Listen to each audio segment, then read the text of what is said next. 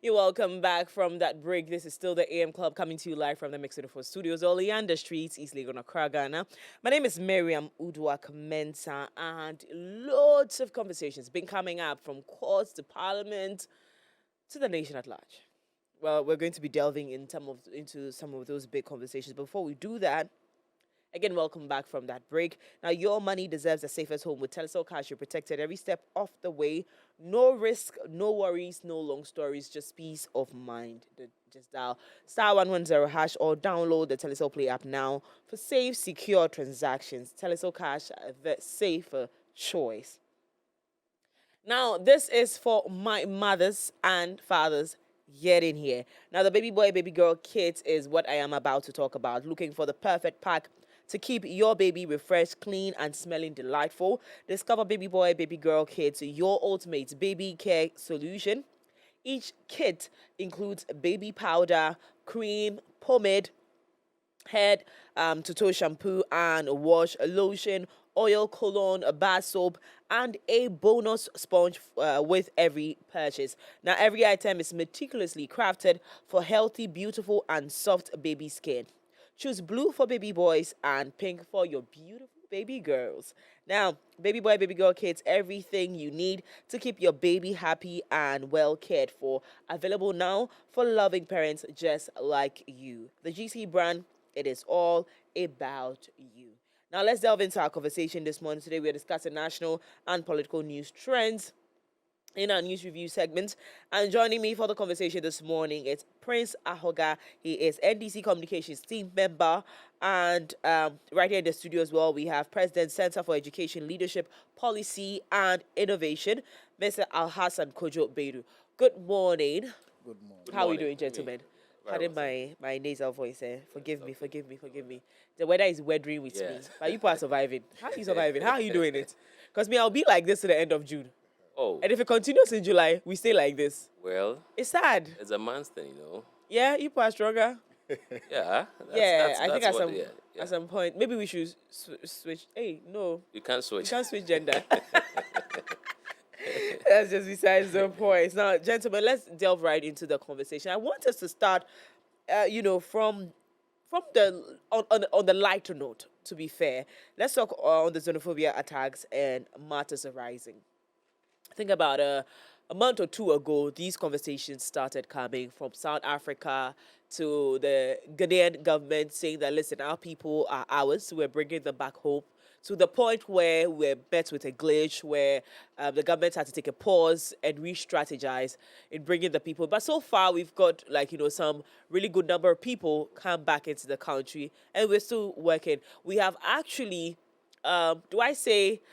encourage certain countries like Malawi, like Nigeria, to take equal steps to make sure that their people are safe and brought home safely. I think last week we talked about the conversation on the foreign affairs minister in Nigeria, who talked about that she not knowing the number of people they're bringing yet, but they're making sure that they are bringing their people. However, she was asked the question of whether they will retaliate, and she was like, it was not off the table at all, which got people concerned.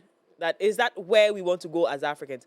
But generally, we also saw that it affected their game, which means that so far, this issue is growing wings gradually from just countries making sure their people are safe to the entire continent going against a country. Some make the assertions, not solidified, but make the assertion that they're losing out on their game with Mexico is as a result of the support that they didn't have from the continent.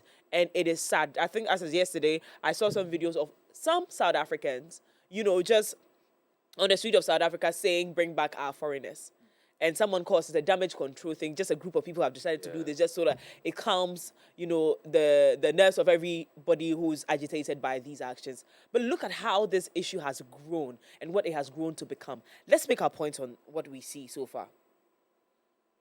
Okay, Yes, please. so thanks for having me.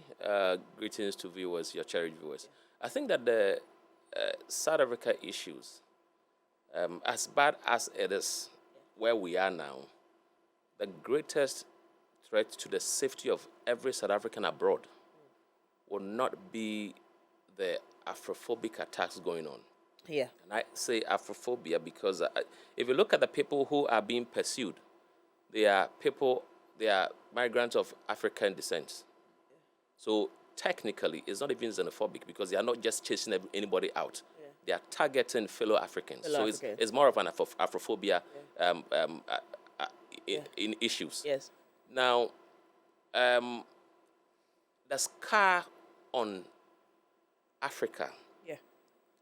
as the effect of this would stay for as long as Cyril Ramaphosa is unable to prosecute the criminal elements who are doing this. Let's be clear and honest. South Africans are very good, loving people. Right. So it is not the entirety of South Africa that Right. is pursuing some Africans out of their country. Right. Some rogue, poor, broke, economically hopeless people, criminal elements on the streets who are doing this. Right. And so we need to be able to be clear in our minds that not every South African is like that. Do you want to also include that also there are economical factors that play in this conversation? Yes. There are people who are criminals, who are acting out of character, but then also there are South Africans who are genuinely going through it in their economy. And so again, That is why I said that they are economically hopeless. Right. You see, poverty is a threat to security anywhere in the world. Absolutely. Anywhere in the world. Absolutely. And so what is panning out in South Africa clearly shows that the government of the day is unable to mitigate public anxiety. That people are looking to convey a message, but I think they are not being heard, or either the system is just not going the way they expected. So they think that the only way to talk about their plight is to vent their spleen on other fellow Africans. But the reality is what is happening. The Africans are out. Look at Ghana. We've evacuated a little over 100 people, 1,000 people.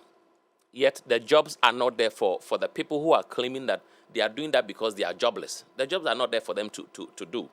So it points to a deeper immigration issues and then economic issues.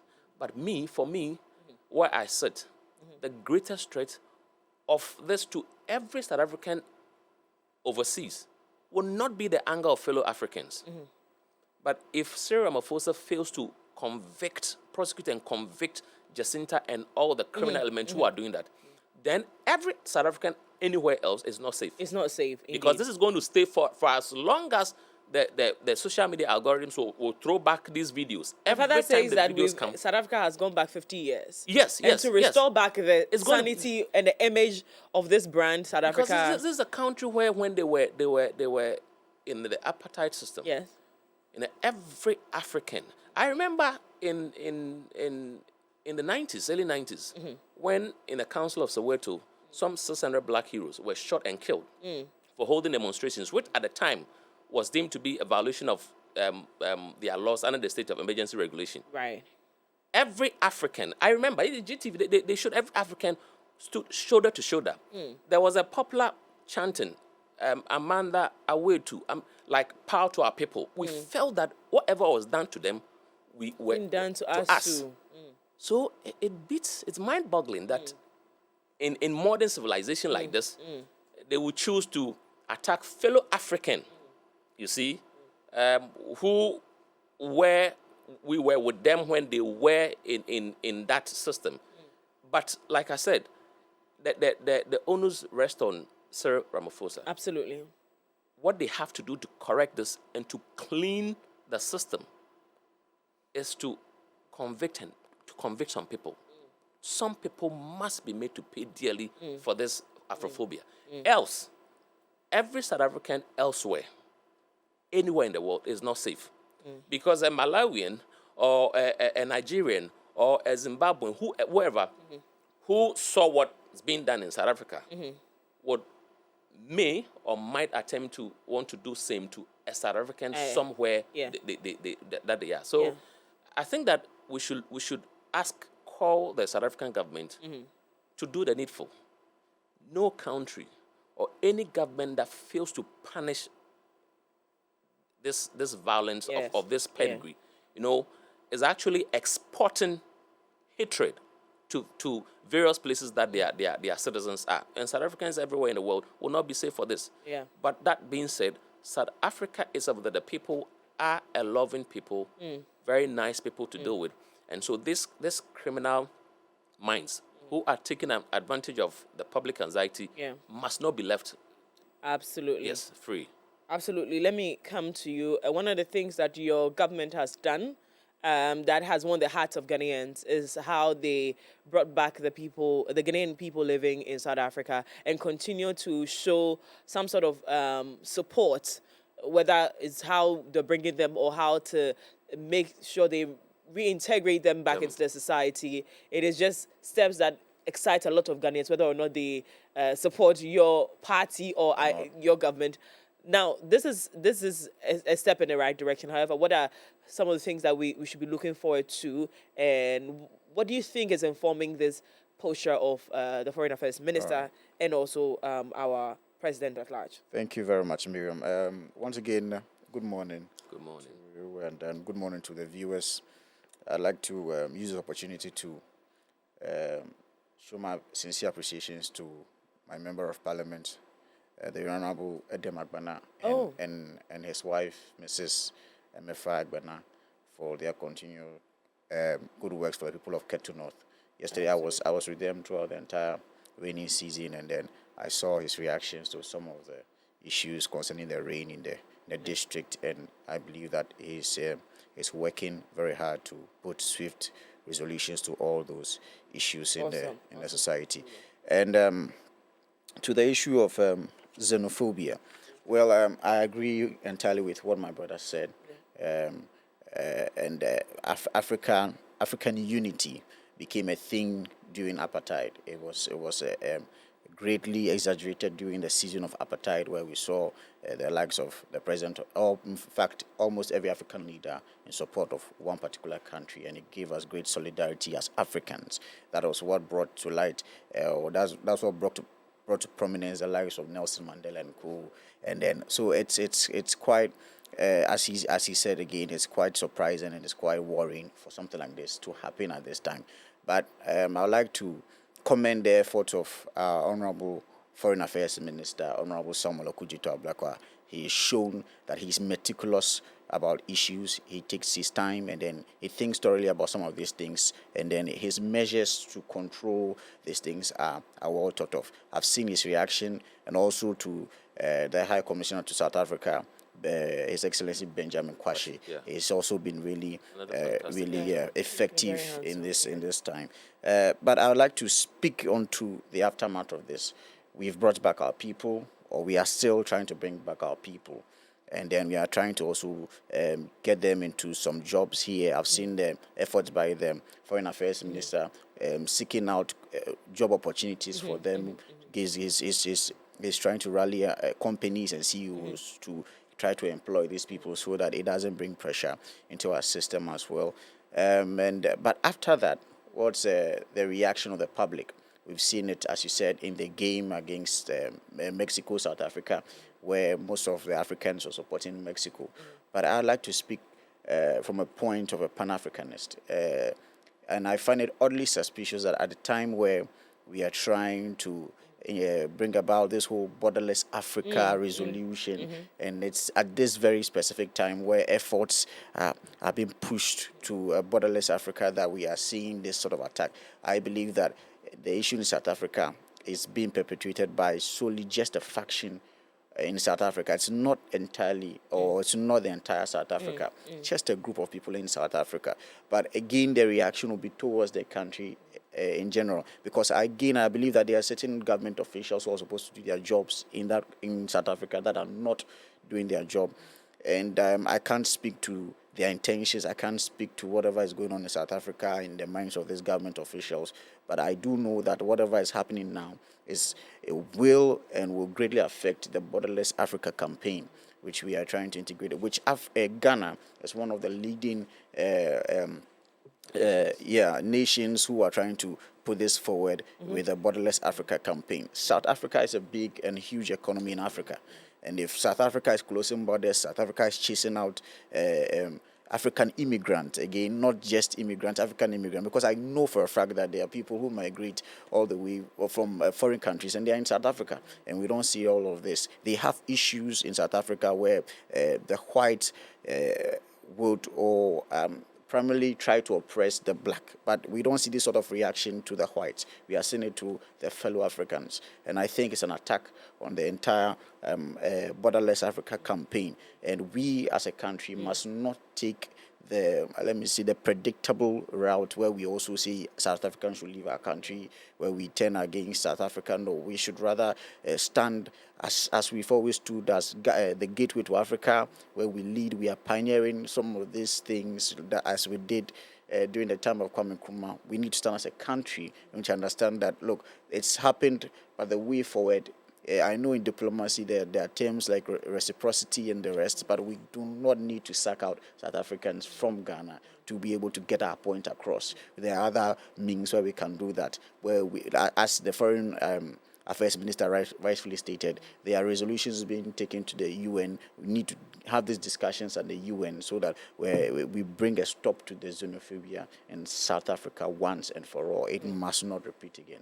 Absolutely. And so again, like I said, we're going to touch briefly on this conversation because it's still ongoing, but also it has, I think, so far so good. The message has been sent across. Even South Africans, like I said yesterday, even though people think it's publicity stunts, if this is anything to go by, we've seen them react differently.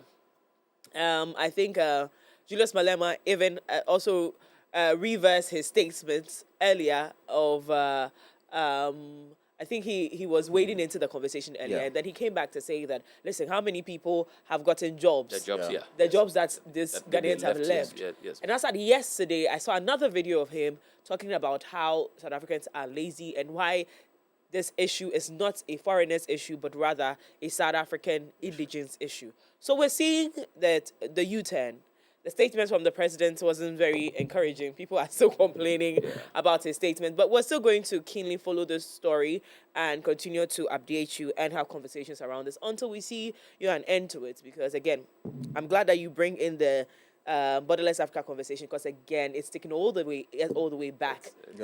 We've made so much progress, and then now we're here having this conversation. It's not helpful.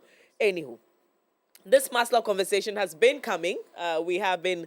I think the NDC will be very happy and will call this a win. They can actually end their government at this point because they have done this. I just want to tease them a little bit. But bringing back Sedina Tamaklo is a big win in the fight, against corruption.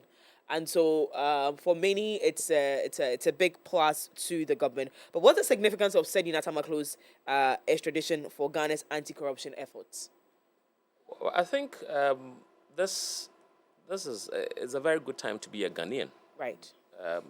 We need to celebrate the strengthening of our institutions.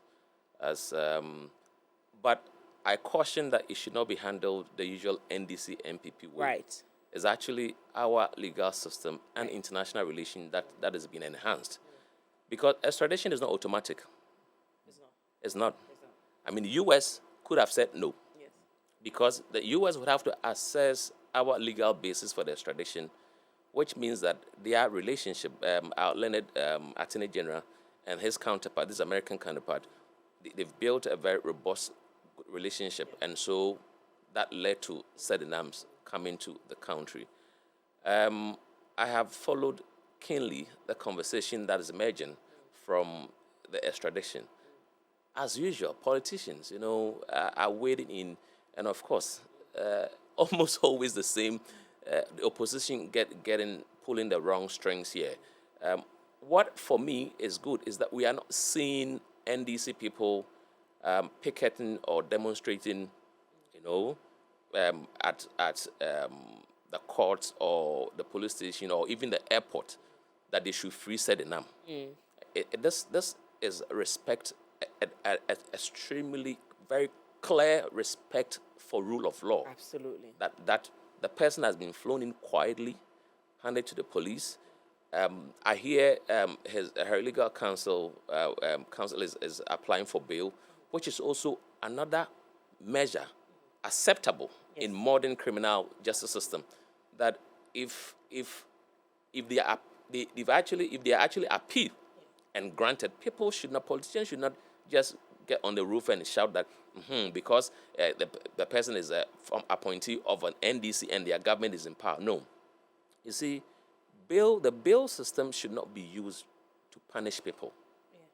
If a convicted person, in her case, who was a fugitive, brought back, if the charges preferred against her that actually got the conviction is looked at, and it makes sense for them to apply for a bail, which is in her right, pending her start of her term.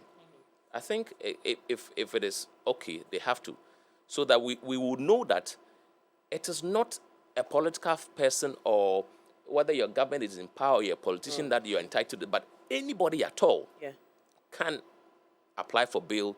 And when the courts look the merits and it is meritorious, the person should be granted bail. Right. You see, what for me, like I said, is good for the advancement of our judicial system.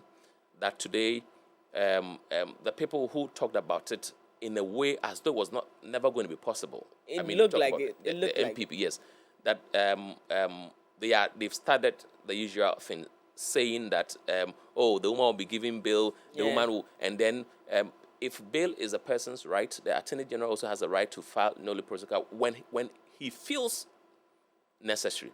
You know, it's all a way to strengthen our legal system. You see, so we need to respect that basic principle of rule of law. No matter the noises they make, the law is the law. What I find a bit mind-boggling is the revelation that even the contract for which reason said them was prosecuted and convicted was actually renegotiated. At what point? It has to a bit. Yes. That when MPP took over and flagged that contract up as being an inflated, yes, it was renegotiated 2 years ago. Two years after, it was renegotiated. But the one who went ahead to pay, which is the former foreign financial minister, Kenneth Rata, also did not stand trial for this. For this, yes. Oh, so in this, so that which is why I'm following clean. Which is why I think that if some people of the school of thought that even the charges were weak, and shouldn't have earned a conviction, they may be right. But let's leave that to the courts. Exactly. Yes, let's leave the courts to, and again caution both NDC and MPP to not make it those political making progress in the fight against. Yes. What is important is that we are strengthening our public institutions. Yes. The Attorney General did a yeoman's job, followed all the procedure, and we've gotten extradition. Let's look at how the courts will now take over, and let's allow public institutions to do their work without interferences.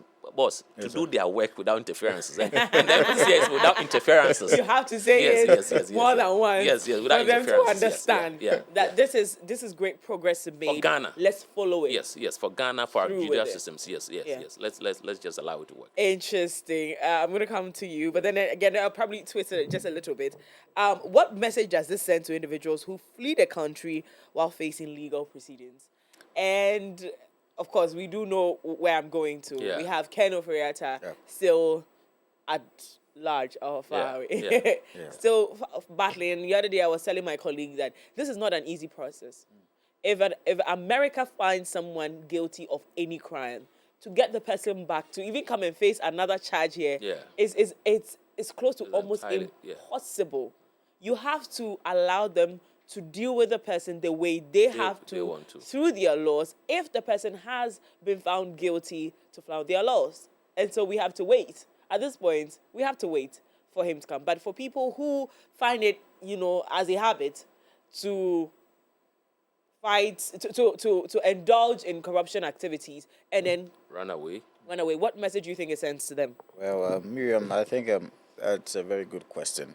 Thank you. And to speak from a more generic point, even before I get to the message sent to people who engage in corruption and flee, it must send initially sends a message to people who want to get into politics for the wrong reasons. Right, Yeah, right. because right. we are getting to politics to serve. We are getting to government business to serve the people. Not to be awarded. Yeah, not to enrich ourselves. Yeah. And be given awards. Yeah, I'm doing something right now. You have to get it. I know where you are going. Please But- go ahead. But again, so not for our own self-aggrandizement, not for to put ourselves in any or on any sort of pedestal, not in any case. But we are here as politicians, as government officials, to serve the people of Ghana, to take our country from one state to a better state. So that is what every government official. That's a message this whole process should send to every upcoming politician. I know in my party we're about to start the branch elections. People who are aspiring, I think that is the basic level in the NDC, branch to constituency to regional. That's where people with aspirations, that's where we all start from, or that's where we all started from. So it must give a keen message to those people that, look, we are not here because of parties and power you are going to get into and get somewhere and then start feeding your family off public funds. No. And again, I'm not saying that's why Sedna Tameklo got into politics. But again, I think the ruling of the court has already been made. But she still has some legal remedies at her disposal. There are still, I think, there are still things that her lawyers could still do to mediate the situation.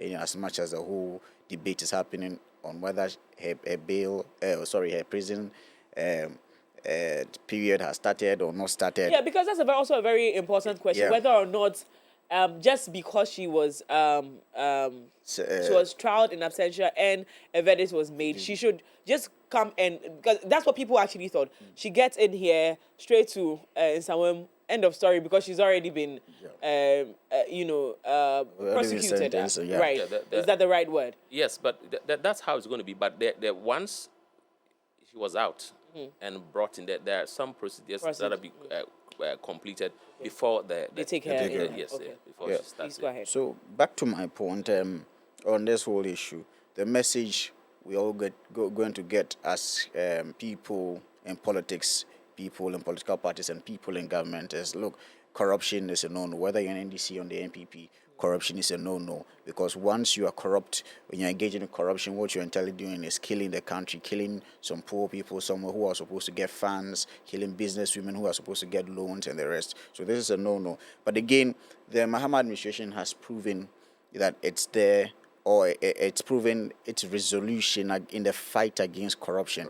Yeah, because this government or the President Mahama presidency has in the past prosecuted its own appointees. We've seen it in the case of the former JITA boss, National Service. We've seen some of these issues. So, and again, even in this extradition, I have it on reliable source that there was pressure from government officials in the extradition of Sedna Ntoniku to come down and then possibly serve her sentence. So it's not about talking and not doing. It's not because maybe she was in an NDC government or in an NPP government. Once it's there, I think massive commendations to the Attorney General and the Deputy Attorney General for the work they've done, not even just in the Sedna Tameklo case, but in other cases. I know we are going to get to the Wontumi case shortly. Yes. But I think the Attorney General Department has been, if I were to organize awards today, they would be on top of my list. Hopefully you ask them to pay before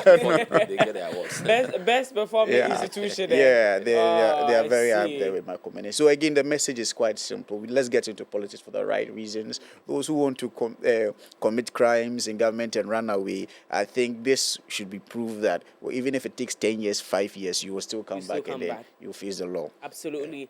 In that same. Quick one. Yeah. So when you look at Sednam's issue, Yeah. yes, granted that it's corruption related, Yes. and so people ought to be mindful. But I think that here and now it borders more on the fact that when you are in office, whether elected or appointed, when you are making certain decisions that's going to commit public fund, please, you really have to think about the legacy, the after effect. Because sometimes this whole law of causing financial loss was brought to being because it became just a norm that people just take office, and because government is not their private business, they enter into shady deals, and then when they are done, they leave. You see? But with this law, you need to be mindful of what you are committing public funds to. Yes. If it's a bad deal, it's a bad deal. If it's a deal that you will not use your private funds to do, why are you committing government funds to do? Yes. So this is not only just, say, if you want to make money in politics, but more of when you get the opportunity to serve, Yes. please interrogate, do due diligence, make sure that whatever you are committing public funds to would be something that tomorrow you can sleep and sleep again, even if they want to witch hunt you. Yeah. In the case that they thought that, the opposition was thinking that Untumi's case was a case of witch hunt. Yeah. Even if they want to witch hunt you, they will not, because they will not be successful, because you did what you have to do, due diligence. Exactly. And again, Yes. it tells you that now geographical distance is not immunity. Yeah. You can run as far as where was it the furthest place you can go? You can, because of you will still be brought back. You still be brought Yes, back. yes. So public servants must be careful and mindful when they are in office and clothed with power to make certain decisions. They need to rethink the decision.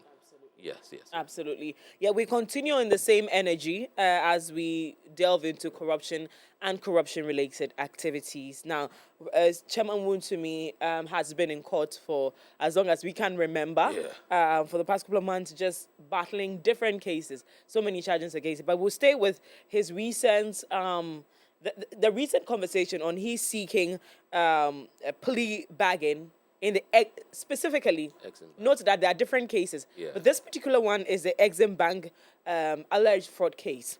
Now, so I'll give a little background and then we'll delve into the questions, right? So Chairman Mutumi has reportedly initiated plea negotiations with the Attorney General in a case involving alleged fraud, forgery, money laundering, and financial loss connected to an Exim Bank facility. I wish I could go back in and out thoroughly. Just check onto our website. We have the story over there. But gentlemen, what exactly? Now let's give, for so many people, we're all not legal students. We're all learning on the job. So for many people, it means that Chairman Wontumi is saying that he's guilty, but wants, some sort of immunity in certain areas, or he wants to be let off on some of the charges. And that's how some are interpreting this. But what exactly is a plea bargain? And how is this going to play out in the Chairman Wontumi case, if truly he really is going for that? So, Mimi, one thing ought to be made very clear. Plea bargain is not an admission of guilt. Right. It's not a conviction. So don't listen to any politician or public partisan communicator who is saying that it's not admission of guilt in the first place, and it's not a conviction. What plea bargain is actually an acceptable legal mechanism in modern criminal justice system. Negotiated sentence or plea bargain is encouraged because it has layered applications. Now, you could actually bargain for a review of the charges preferred against you in the first place. So if we are fighting, okay, I hit your face, I hit your stomach. If the prosecution dwells on the stomach, my hitting your stomach, and that's going to get me 5 years, and they dwell on my hitting on your face, and it's going to get me 4 years. Plea bargaining would allow me to say, you know what, let's focus on the face. You are pleading with the prosecution to focus on the face and not the stomach, because invariably it will give you less sentence. You see, so the issue is not about conviction here, or not saying that I am admitting that I have done what you are saying I have done. But what it does actually is to cure the narrative that Chairman Wontumi was being persecuted. You see, if the whole this actually collapses that narrative That completely. narrative by the MPP. Because that, if you are saying that it was a politically motivated fabrication, then you cannot enter into a plea bargain. What also it means is that, like I said, we need to put a feather in the cap of the Attorney General. They've actually taken steps painstakingly to delve deeply into what the matters are. This investigation, what the investigation has unearthed, is what is compelling the council of Wontumi to now say that, you know what, let's have a negotiated, sentence. Now it saves us, the judiciary saves time and resources.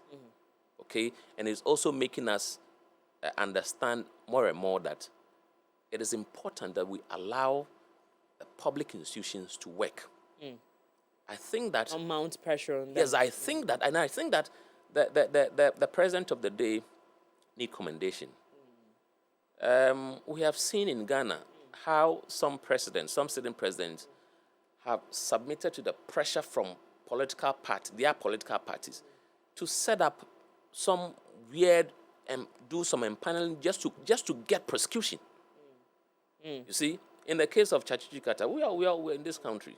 Yes, how they had to quickly tweak the number of people who, just to make sure that they got conviction.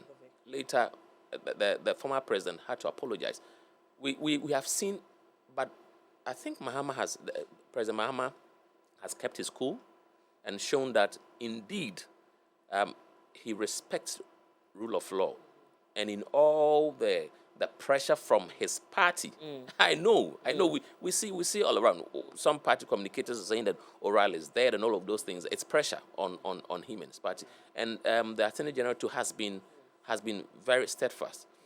Now, once they have this discussion, another advantage of plea bargain, which is an acceptable legal mechanism, Right. is that it presents restitution and recovery of public funds. If you want to put me behind bars for 32 million cedis, and I say, Chief, let me bring the 32 million cedis, you not leave me alone. You let me bring it, and then we can now talk about other things. Okay, so we are going to get our money, of course. And I side with Baker Vomo, who is saying that for oral cases, we may have to ask for 100% interest if you are bringing back the money. Absolutely. Yes, because you've used it, made some profit on it. So so we'll get Bring it back. So that we will not just be thinking about, once a politician, then the law must not work. The law is working. This is a good time to be Ghanaian, to be proud of our judicial system. Is actually enhancing the image, which suffered, some 4 years ago. It's getting better. So the Wontumi case, please, again, I'm pleading with the politicians. It shouldn't be NDC, MPP. It's a good day for the judiciary and our legal system. We are strengthening it. Rule of law is actually being felt. That this is a politician who was so powerful. I mean, so powerful just 2-3 years ago, who would just, I mean, on a lighter note, with just some Hebrew incantation, said you could have even changed the position of candidate Mahama from the 8 on the ballot box to the 6th. Yeah. That's how powerful. Said some things. If he today is saying that they should enter into plea bargain, it means that he has respected rule of law, and that again it has collapsed the narrative that he's being persecuted by the present NDC government. So for me, it is rule of law that's working, and that is giving us the conviction that when anybody runs to the court, justice will be served, especially under this government. Justice will be served. I think I saw this, so I quickly want to jump on it. Okay. That's just it's just on a lighter note. So a lawyer, or do I say senior counsel, Apia Kubi and Associates, which are the then representatives. He's still yet to. Yet He's to. actually filed to withdraw, but I mean that's not done yet. Yes, but they're saying that he's stepping he deciding, or the stories about he stepping down from representing Chairman Wutumi is in his own interest. Is in Chairman Wutumi's own interest. How is that? Do you think we can give some sort of a definition to this, or we should just pass it and move on to Oh, our questions? um, I'm just if- trying to if- wonder if- how, in the middle of such a huge case, and at this point where you would say that Ghana has a breakthrough now, some sort of breakthrough, like you said, it kind of exonerates, the NDC and its government from, looking like those who are just persecuting the gentleman just because he was not, very kind with words when it came to their Yeah. cases. So again, we have a break. And why is council allegedly stepping down? So it is in his right. Let's establish that Okay. first. And it's also not alien to jurisprudence. They do. Right. I don't want to lend prominence to the conspiracy theories Yes, that's emanating from the NDC bloc. definitely. Yes, but it is in his right if he feels, because I have listened to him say personal reasons. He's going to make that known too. But from the discussion, it appears he has a problem with the judge. Okay, that's his personal reason with the judge. Then it is his right to step away because he feels that could conflict with his role and could affect his client. You see, the lawyers and how they work, if anything bothers them and they feel it can impact on the case, it is in his right to recuse himself and allow the system to run. Did you get it? Wouldn't that be- My only problem is if one of the things that I heard, which is about, he was talking about the rate at which the cases were being heard, that it thought it was too much for them, the speed with which the case is being heard. Then that I have a problem with, because we're in this country, the Jachikwesi case, where the gentleman who was even a parliamentarian was going to court on daily basis. Cases. So that alone could not. But again, I Yeah, leave that yeah. to his right and what the reasons will be. But it is in his right to step away from the case if he feels that his feeling or conviction that he's having now could impact on the overall outcome of the case. Now, this one is very important to me to ask him because we're done, unfortunately. I wanted us to delve a little deeper, but I'll just have you have a bite on this one. But in this regard, okay? Because when the Dufour case came in, we heard this, and we're seeing this again. So I'm going to ask, are there concerns that wealthy or influential individuals may benefit more from plea bargains than ordinary citizens? No. It's All right. Let me have him okay. take this. I'm sorry. Just to cut this Because we're short, seeing two powerful people, Yeah. benefiting from it. So, I mean, Yeah. we the young Ghanaians, we want to ask. just to clarify briefly, I think the perception out there that a plea bargain would be a win for Woon to me is unwarranted. This doesn't mean, or this is not a victory for either his lawyers, or his political party, because again, the specifics of the plea are not yet out. A plea bargain, we just know that they are entering a plea bargain, but on what grounds? Will it involve a prison sentence? Will it involve paying back the amount? We don't know those facts now. So the point where is maybe the NDC will be don't accept, and the NPP will be okay. That's good. I don't think that's the We're case there now. yet. Yes, Yeah. because we should even get there. yeah, Yeah. because clearly we would leave this to, because it's in the prosecutorial powers, or the prosecutorial decisions of mandate of the Attorney General. He is to assess the options, and then he will decide what's in the best interest of the state. So again, it's not even there yet where we would see accept or not accept will be a victory for one side and a loss for the other side. So again, I don't think yet we can warrant this with the Kwabena Dufo case, because that has been sealed and done. But in this case, I think again what the Attorney General needs to take into consideration is the sentiment of the people. That is very important, because we need the oral to work.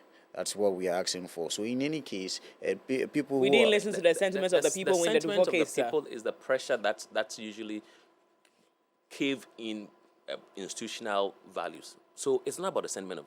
He should actually follow his book. Yeah, but Let, again, let the books Yeah, work. what should the case originally, Merits. exactly. Yes, Yeah. not the Yeah. sentiment, Yeah. because the sentiment of the people could be Please, wrong. I'm yeah, sorry. You're no, gonna have but to. where I'm coming Yeah. from again is that you are going to bargaining with someone, and then this is someone who has been deemed in this particular case to, of course, possibly financial loss to the state. Yeah. So what sort of message are you putting out there to the people? Again, that comes to your question: would the rich people get into quarters and make discussions and then go free, or would they all face the law like we all face the law? That's what I mean by the sentiment of the people, where everything is quite fair and possibly, even if possible, transparent to the people to know that, look, these are the options there, and this is the best one, and we are choosing. So not essentially maybe the conversations out there would impact the case, but again, to go into that meeting or to go into this bargain knowing that I'm going to do what's best for the Ghanaian State. people. Yes, please. Awesome. Gentlemen, you have been phenomenal this morning on these conversations. And interestingly, tomorrow I'm hosting an event on anti-corruption. So you people have just given me my notes for my intro for tomorrow. But thank you so much. And this is something I absolutely love, because when I meet young and, very intelligent men sitting with me on my couch having conversations regarding Ghana, and they are very, very clear in their minds that this is not about me or the political party I represent or where my interest is. It's about Ghana. I have so much joy. I can go home and sleep beautifully today, especially because my NDC people showed up today. Good morning once again to you, gentlemen. Thank you so much for coming. Now, to you out there, I hope you've learned a thing or two, and we continue to build Ghana whichever small way possible we can. My name is Miriam Uduak.